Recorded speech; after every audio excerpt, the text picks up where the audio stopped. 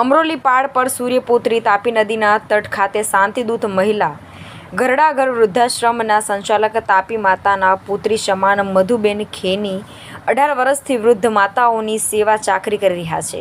આ વૃદ્ધાશ્રમમાં હાલ 56 વૃદ્ધ માતાઓની નિસ્વાર્થ ભાવે સેવા કરાઈ રહી છે। તમામ વૃદ્ધ માતાઓ માટે ખાવા પીવાથી લઈને એમના સ્વાસ્થ્ય માટે નિયમિત ડૉક્ટર બોલાવી માનવતાલક્ષી કામગીરી કરાઈ રહી છે।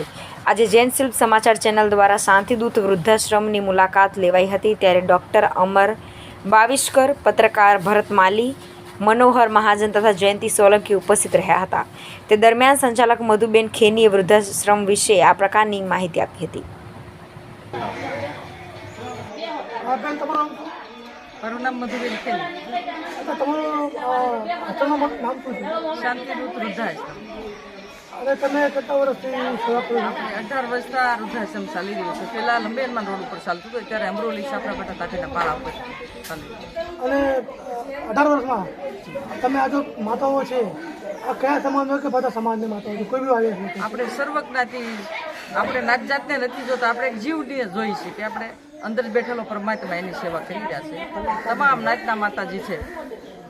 હવે સાંભળ્યું છે કે તમે આ લોકોનું ભજન બધું ભગવાનનું નામ લેવો છો, તમને પ્રેરણા કેવી રીતે મળી છે? માતાજીઓ બધા માળાઓ કરે, ભજન કરે રેગ્યુલર બધા માતાજીઓ, અને કોઈની ફીસ લેવામાં અહીંયા નથી આવતી, વિનામૂલ્યે માતાઓને રાખવામાં। અત્યારે કેટલી માતાઓ છે? અત્યારે 65 માતાજીઓ છે અને 65 માતાઓ છે, 3 દાદાઓ છે। હવે તમને આ સરકાર તરફથી દાન મળે કે અમને મળે છે? કોઈ ખરેખર ના, કોઈ